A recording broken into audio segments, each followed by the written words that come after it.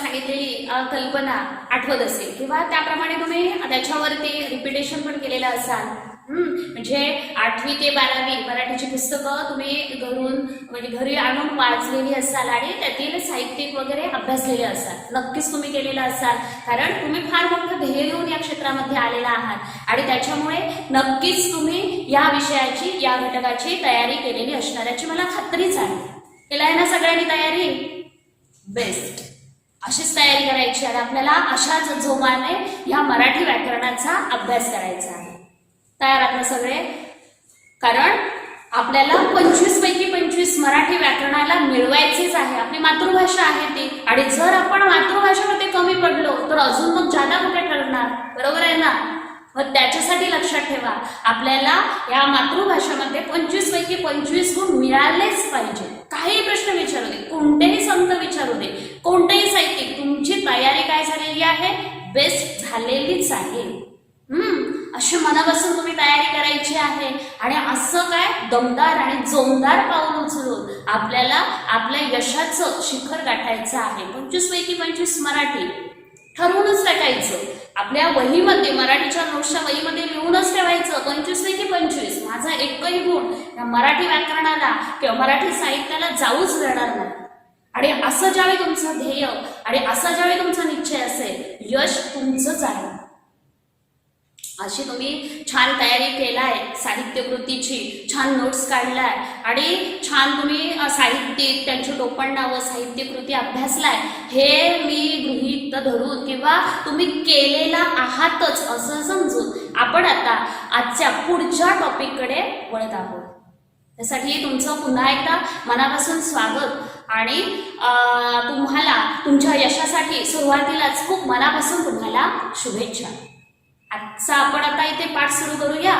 आज आपण अभ्यासतोय मराठी व्याकरणामध्ये येणारे घटक कोणते आहेत. तुम्हाला प्रश्न पडलेला असेल ना, कारण काय झाली सुरुवातीला आपण काय पाहिलं सांगा? मराठी साहित्य, वाङ्मय आणि कोणकोणतं वाङ्मय वगैरे प्रश्न विचारले जातात हे पाहिले.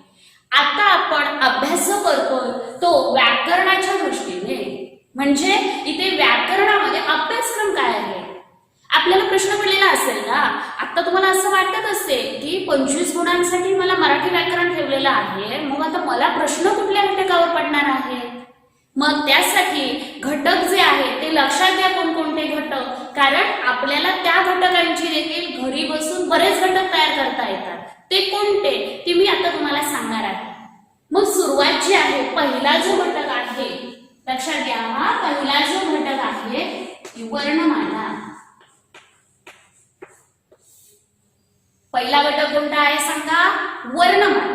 अगदी पहिलीमध्ये, म्हणजे तुम्ही ज्यावेळी पहिलीमध्ये जाता त्यावेळी गुरुजी किंवा बाई आपल्याला भाषेची ओळख करून देतात, वर्णमाला. मग त्याच्यावरती प्रश्न विचारले जातात. ते आपण पुढे एका एका टॉपिक मध्ये पाहणार आहोत. फक्त आज आपण या टॉपिक मध्ये किंवा या तासामध्ये काय पाहणार आहोत सांगा? घटक कोणते येतात पोलीस भरतीला, कोणत्या घटकांवर आपल्याला क्वेश्चन विचारले जातात. पहिला घटक कोणता? वर्णमाला. दुसरा घटक विचारला जातो शब्दांच्या जाती.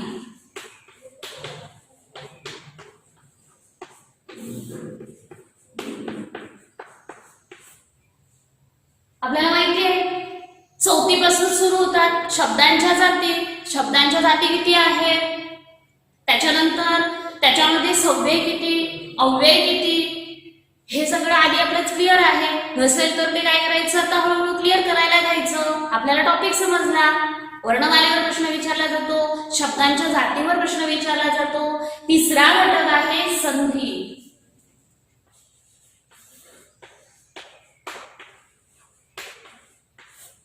बघा, व्यवस्थित घटक लक्षात घ्यायचे आहे. तिसरा घटक कोणता आहे? संधी. संधी म्हणजे दोन पद एकत्र करणे, त्याला काय म्हटलं जातं? संधी म्हटलं जातं. आणि दोन पद वेगवेगळी करणे, त्याला काय म्हटलं जातं? विग्रह म्हटलं जातं. झालेलं आहे सगळं, काहीच कठीण नाहीये. फक्त आपल्याला काय करायचं आहे, पुन्हा एकदा त्या प्रांतामध्ये जायचं आहे. आलं लक्षात? तिसरा झाला घटक. चौथा घटक कोणता विचारला जातो? लिंग, वचन, विभक्ती.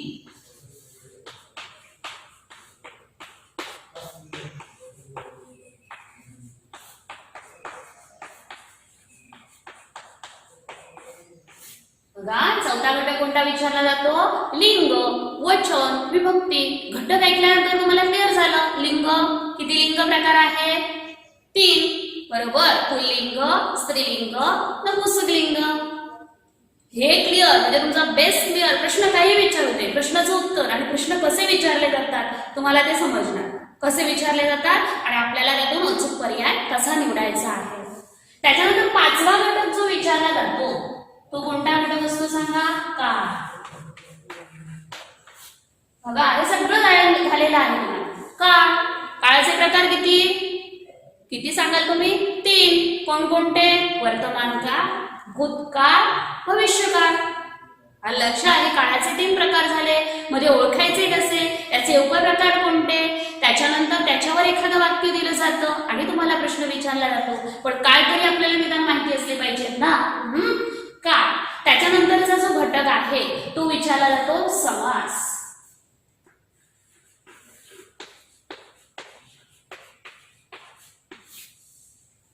समास विचारले जातात. आता तुमच्या लक्षात आलेलं असेल, कारण समास हा घटक नजरेसमोर आल्यानंतर समास बरेच झालेले आहेत आपल्याला. अव्ययीभाव समास, तत्पुरुष समास, विभक्ती, मग त्याच्यामध्ये विभक्ती तत्पुरुष, नय तत्पुरुष, द्वंद्व समास, द्विगु समास आले ना बरोबर नजरेसमोर हे समास. मग आता काय येणार? त्या अनुषंगाने तुमच्या नजरेसमोर काय आल्या पाहिजे? व्याख्या आल्या पाहिजे. आले लक्षात? समासाचे मुख्य प्रकार आले, त्यांच्या व्याख्या आल्या. आपण मग काय करणार? उपप्रकाराकडे जाणार. काही कठीण नाही आहे. फक्त मेन तुम्हाला या सगळ्या ज्या संकल्पना आहेत त्या काय असल्या पाहिजे? आपल्या परफेक्ट तयार झाल्या पाहिजे. येते लक्षात? मग आपल्याला तो घटक काय करण्यासारखा आत्मसात करणं आणि त्या अनुषंगाने विचारले जाणारे प्रश्न आपण त्याच्यावर सहज काय देऊ शकतो? आन्सर देऊ शकतो. म्हणजे 4 जे पर्याय दिलेले असतात त्या पर्यायामधून तुम्ही अचूक पर्याय देऊ शकता. आणि त्याच्यासाठी व्याकरणाचा बेस ज्यावेळी तुमचा तयार असतो, वरचे प्रश्न काही विचारू, इमारतीचा पाया भक्कम असला की भिंती आणि वरचं छप्पर हे कायम मजबूत राहतं. कायम लक्षात ठेवा, हाच नियम आपल्याला मराठी व्याकरणामध्ये लागू पडतो. तुम्हाला इथे या घटकांच्या व्याख्या माहिती असल्या की म्हणजे पाया तुमचा मजबूत असल्या, वरचे प्रश्न काही विचारू दे, आपण ते काय करू शकतो सांगा? बरोबर तर्कसंगती लावून त्याचं अचूक आन्सर देऊ शकतो. म्हणून घाबरून जायचं नाही, बेस क्लिअर करून ठेवायचा. त्याच्यानंतरचा घटक आपल्याला जो विचारला जातो तो म्हणजे कोणता सांगा? प्रयोग.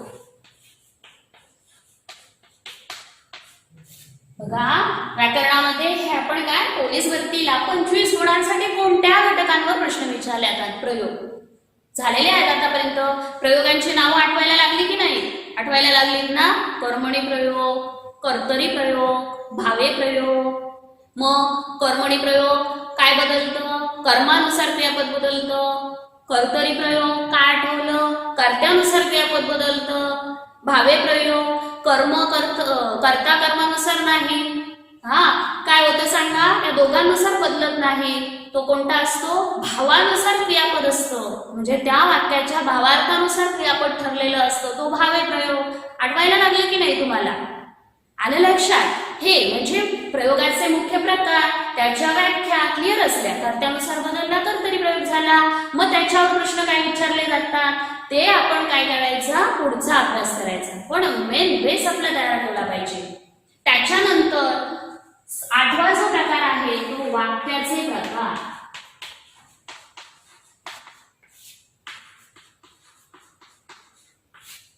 आता वाक्याचे प्रकार तुम्हाला बरेच झालेले आहेत.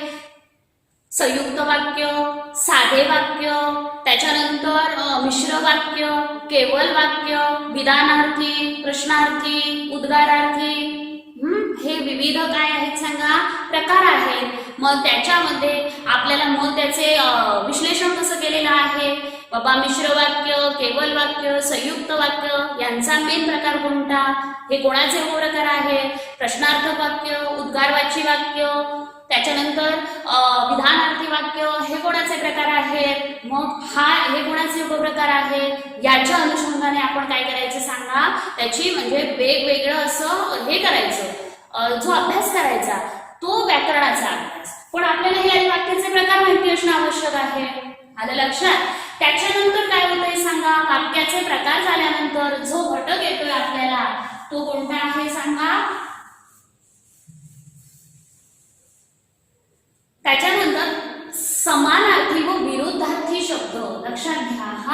9वा प्रकार आहे समानार्थी आणि विरुद्धार्थी शब्द.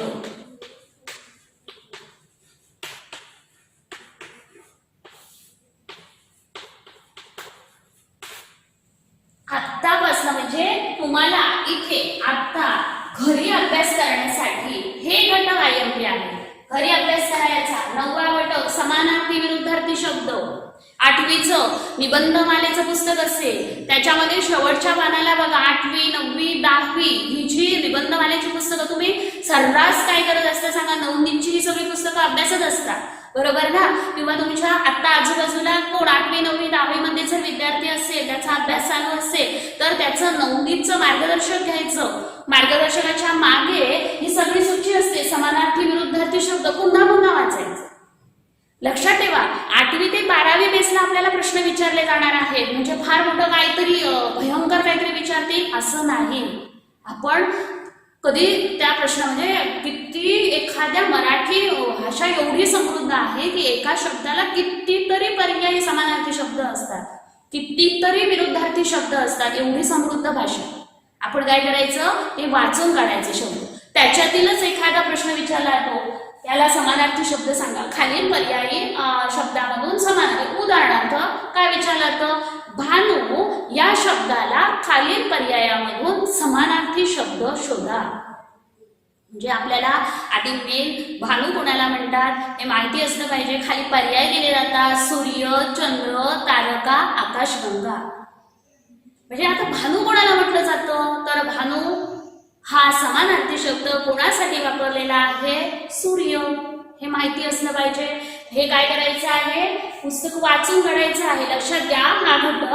त्याच्यानंतर वाक्प्रचार व म्हणी. 10वा घटक आहे वाक्प्रचार व म्हणी.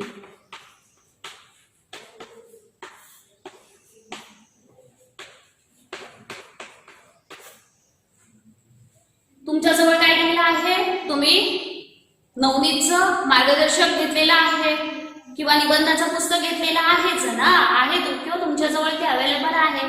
तुम्ही मागची पानं घेताय सगळी आणि त्याच्यामध्ये हे बघताय समानार्थी विरुद्धार्थी शब्द वाचताय, वाक्प्रचार आणि म्हणी पाहताय, त्यांचे अर्थ पाहताय. सोपं होऊन जायचं. आपला जो आत्ताचा हा जो वेळ आहे ना तो आपण याच्यासाठी वापरायचा आहे, हे घटक क्लिअर करण्यासाठी वापरायचा आहे.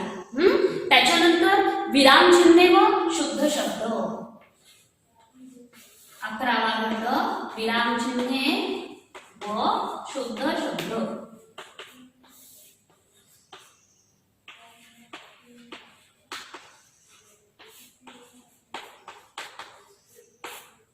आता विरामचिन्हांची आपल्याला ओळख आहेच. विरामचिन्हे म्हटल्यानंतर तुमच्या लक्षात आले पाहिजे पूर्णविराम, स्वल्पविराम, अर्धविराम, अपूर्णविराम, प्रश्नचिन्ह, उद्गारचिन्ह. बरोबर ना. आता काय त्याच्यावर प्रश्न विचारले जातात ते पोलीस भरतीला आपल्याला तुम्हाला इथे आल्यानंतर समजणारच आहेत, पण ही आधी चिन्ह माहिती असली पाहिजे. प्रश्नचिन्ह कशाला म्हणतात, पूर्णविराम कशाला म्हणतात, अर्धविराम कशाला म्हणतात, स्वल्पविराम कशाला म्हणतात, येताही लक्षात. चिन्ह घ्यायची आता लक्षात. शुद्ध शब्द आणि अशुद्ध शब्द. शुद्ध म्हणजे आपल्याला काय माहिती पाहिजे सांगा, ऱ्हस्व आणि दीर्घ.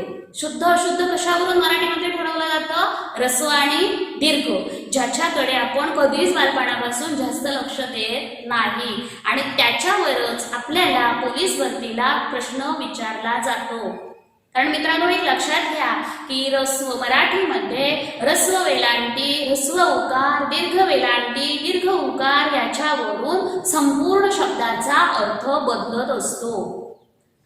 उदाहरणार्थ एक साधा सोपा शब्द सूत. ऱ्हस्व सूत मधला ऱ्हस्व सु असला तर सूत म्हणजे काय होतं सांगा, पुत्र असा अर्थ होतो. आणि तोच सूत जर दीर्घ सु असला तर काय होतो, दोरा असा अर्थ होतो. शुद्ध आणि अशुद्ध शब्दावर तुम्हाला असे प्रश्न विचारले जातात. किंवा दिन. दिन मध्ये ऱ्हस्व काय आहे सांगा, ऱ्हस्व दी असला तर दिन म्हणजे दिवस आणि दीर्घ दी असला तर दिन म्हणजे गरीब. येतंय लक्षात. म्हणजे शुद्ध आणि अशुद्ध किंवा ऱ्हस्व दीर्घावरून काय तुम्हाला प्रश्न विचारला जातो.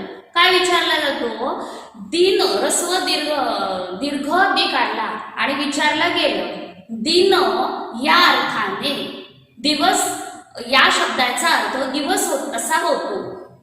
हे योग्य आहे का असा पण प्रश्न विचारला जातो. खाली होय नाही असं काहीतरी उत्तर आपल्याला माहिती असलं पाहिजे. दिन हा दिवस या अर्थाने रस्व दी असला तरच दिवस, दीर्घ दी असला तर ते काय होतंय सांगा, गरीब.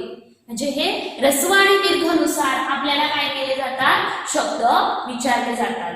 त्याच्यानंतर येणारा घटक आहे तो म्हणजे शब्द समूहाबद्दल एक शब्द.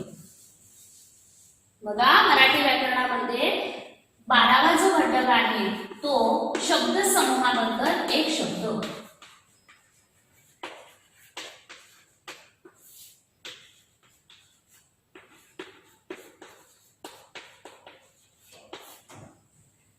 म्हणजे उदाहरणार्थ बघा, हा शब्द समूह म्हणजे काय, एक असं वाक्य दिलं जातं 4-5 शब्दांचं आणि त्याच्याबद्दल आपल्याला अचूक शब्द द्यायचा असतो.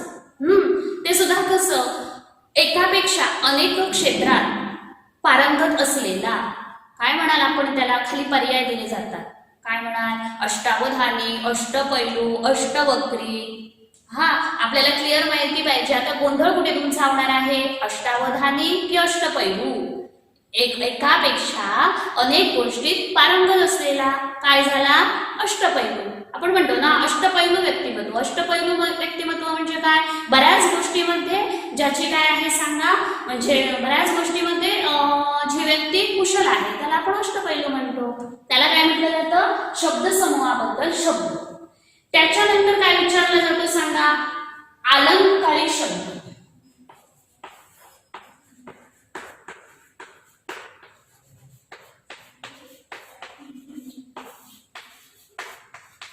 अलंकारिक शब्द आणि शब्द समूहाबद्दल शब्द हे जवळपास काय आहेत सांगा, सारखे घटक आहेत.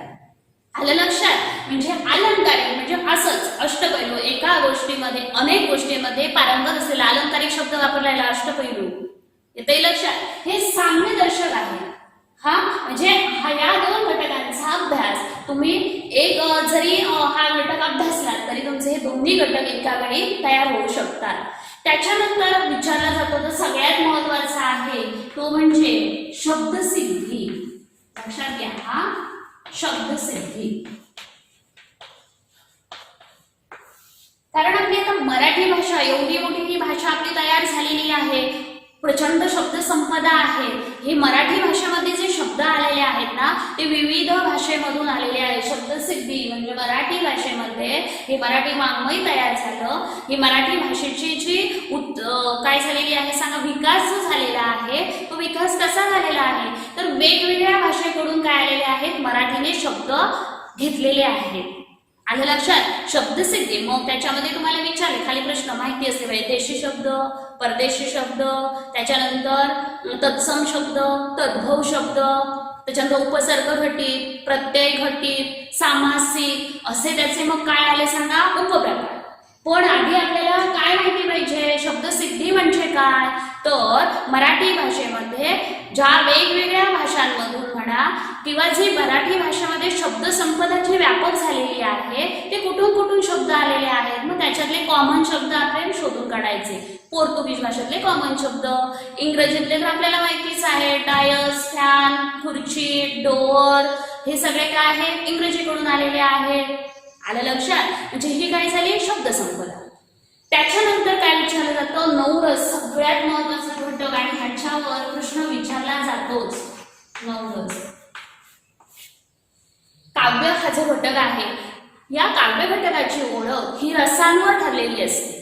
म्हणजे काव्यामध्ये रस किती प्रकारचे आहेत, 9 रस. म्हणजे काय सांगा, काव्य ज्या गोष्टींवरून ओळखलं जातं किंवा ज्याच्यावरून काव्याला ओळख असते ते. मग ह्याच्यावर प्रश्न काय, मुख्य रस कोणता, अजून काय प्रश्न विचारला जाऊ शकतो.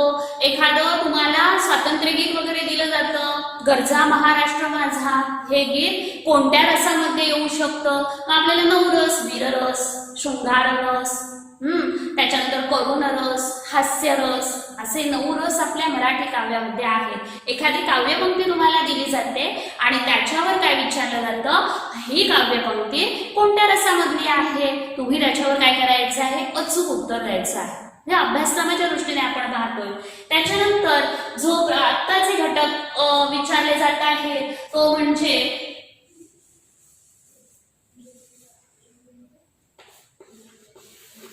अलंकार आणि वृत्ते.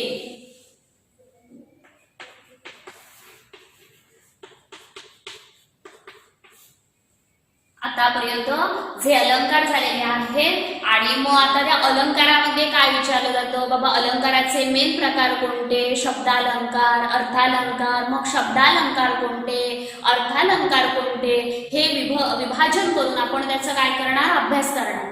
बरोबर. त्याच्यानंतर वृत्त आली. वृत्त कोणती, वृत्ताचे मुख्य दोन प्रकार कोणते बाबा, एक अक्षर गणवृत्त आहे, दुसरं मात्रा वृत्त आहे. मग अक्षर गणवृत्त कोणती, ती कशी ओळखली जातात, अक्षरांवरून. मात्रा वृत्त मात्रांवरून. ओळीमध्ये मात्रा किती, ऱ्हस्व अक्षराला एक मात्रा किंवा दीर्घ अक्षराला दोन मात्रा, मग त्यांची बेरीज करायची. 22 अक्षर कोणत्या वृत्तामध्ये आहेत, असं जर आलं तर ते मात्रा वृत्त झालं. एखादं उदाहरण दिलं जातं कोणत्या मात्रा वृत्ताचं आहे असं विचारलं जातं, किंवा एखादं अक्षर गणवृत्ताचं उदाहरण दिलं जातं. आतापर्यंत आपण अक्षर गणवृत्त बरीच अभ्यासलेली आहेत. मंदारमाला असेल, मंदाक्रांता असेल, भुजंगप्रयाग असेल, मालिनी असेल. ही पुन्हा एकदा काय करायची आहे सांगा, वाचायला घ्यायची, कारण ही 8वी पासून 12वी पर्यंत झालेली सगळी वृत्त आहे. सगळी वृत्त आहेत. मालिनी झालेला आहे, त्याच्यानंतर मंदाक्रांता झालेला आहे, भुजंगप्रयाग झालेला आहे, आणि हीच वृत्त तुम्हाला पोलीस भरतीला विचारली जातात. हा म्हणजे आता तुम्ही बाहेर 12वीची परीक्षा देऊन बाहेर पडलेले विद्यार्थी आहात, तरी कन्फ्यूज व्हायचं नाही, मला काय मराठीला विचारलं जाईल, काहीच कन्फ्यूज व्हायचं नाही. आता त्याच्यानंतर व्याकरणामध्ये इथे अलंकार, तुम्ही यमक अलंकार अभ्यासलेला आहे, श्लेष अलंकार अभ्यासलेला आहे, अनुप्रास अभ्यासलेला आहे, हे सगळे झालेले आहेत. पुन्हा यमक आठवायचा, पुन्हा अनुप्रास आठवायचा, पुन्हा श्लेष आठवायचा. एखादं उदाहरण दिलं जातं आणि खाली पर्याय दिले जातात. हे उदाहरण कोणत्या अलंकाराचं आहे, खाली पर्याय असतात. आपल्याला अचूक ओळखता आलं पाहिजे. म्हणजे आपली काय पाहिजे सांगा, त्या घटकाची व्याख्या क्लिअर पाहिजे. एकदा व्याख्या क्लिअर असली की तुम्ही काय करू शकता सांगा, त्या उदाहरणाचं दिलेलं काय उदाहरण दिलेलं आहे त्याचा अलंकाराचा पर्याय तुम्ही अचूक ओळखू शकता. मग आता आपल्या समोर काय दिलेलं आहे, मी तुम्हाला काय करून दिली सांगा, तुम्हाला पोलीस भरतीला व्याकरणासाठी कोणकोणते घटक आहेत याची काय करून दिली, ओळख करून दिली. हा तुम्ही ती लिहून पण घेतलेली असेल. हा नसाल तर पुन्हा एकदा लिहून घ्या, व्यवस्थित लिहून घ्या वहीमध्ये. तुम्हाला हे सगळे एवढे घटक 17 घटक आहेत, हे तुम्हाला काय सांगा, पोलीस भरतीला याच्यावर प्रश्न विचारले जातात. आणि आता यामध्ये काय लक्षात घ्यायचं आहे, सगळ्यात जास्त प्रश्न, उपप्रश्न आणि किचकट प्रश्न कोणत्या घटकांवर विचारले जातात, तर सगळ्यात जो महत्वाचा घटक आहे तो शब्दांच्या जाती.